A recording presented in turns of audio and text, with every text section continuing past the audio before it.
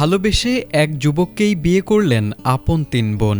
শুনতে অবিশ্বাস্য মনে হলেও ভারতে ঘটে গেছে এমনই এক চাঞ্চল্যকর ঘটনাটি প্রকাশ্যে আসতেই সামাজিক যোগাযোগ মাধ্যমে শুরু হয়েছে তুমুল আলোচনা।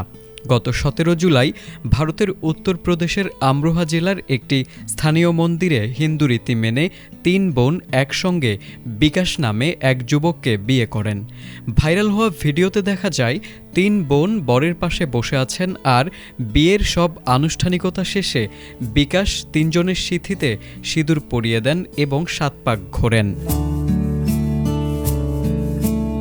ভারতীয় সংবাদ মাধ্যম আনন্দবাজার পত্রিকার তথ্য অনুযায়ী 3 বোন দীর্ঘদিন ধরে সামাজিক যোগাযোগ মাধ্যমে রিল ও ভিডিও বানাতেন। সেই ভিডিওর চিত্রগ্রাহক হিসেবে কাজ করতেন বিকাশ। কাজ করতে করতেই তাদের মধ্যে ঘনিষ্ঠতা তৈরি হয়। এরপর 3 বোনই আলাদা কাউকে নয়, একই মানুষকে জীবনসঙ্গী হিসেবে বেছে নেওয়ার সিদ্ধান্ত নেন। তবে এই বিয়েতে পুরোহিত ছাড়া 2 পরিবারের কোনো আত্মীয়স্বজন বা বন্ধু উপস্থিত ছিলেন না।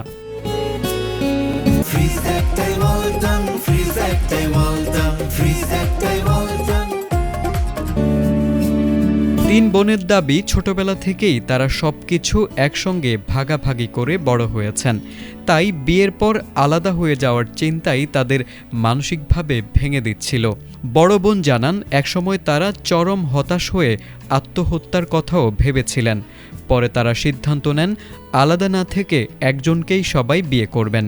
অন্যদিকে বর বিকাশ বলেন, গত 6 মাস ধরে একসঙ্গে কাজ করার সময় তিনি তাদের আবেগ ও একসঙ্গে থাকার ইচ্ছাকে বুঝতে পারেন। তাই পারস্পরিক সম্মতির ভিত্তিতেই এই বিয়েতে রাজি হয়েছেন তিনি। তবে এই ঘটনাকে ঘিরে এখন সবচেয়ে বেশি আলোচনা হচ্ছে এর আইনি বৈধতা নিয়ে। কারণ ভারতের হিন্দু বিবাহ আইন 1955 অনুযায়ী জীবিত স্বামী বা স্ত্রী থাকা অবস্থায় নতুন করে বিয়ে আইনত বৈধ নয়। অর্থাৎ হিন্দুদের ক্ষেত্রে একাধিক স্ত্রী বা একাধিক স্বামী কোনোটি আইনের স্বীকৃতি পায় না। ফলে এই বিয়ের আইনগত মর্যাদা নিয়ে এখনও কোনো আনুষ্ঠানিক সিদ্ধান্ত বা মন্তব্য সামনে আসেনি। আর এই কারণেই ভালোবাসা, আবেগ ও আইনের এই ব্যতিক্রমী গল্পটি এখন আলোচনার কেন্দ্রবিন্দুতে।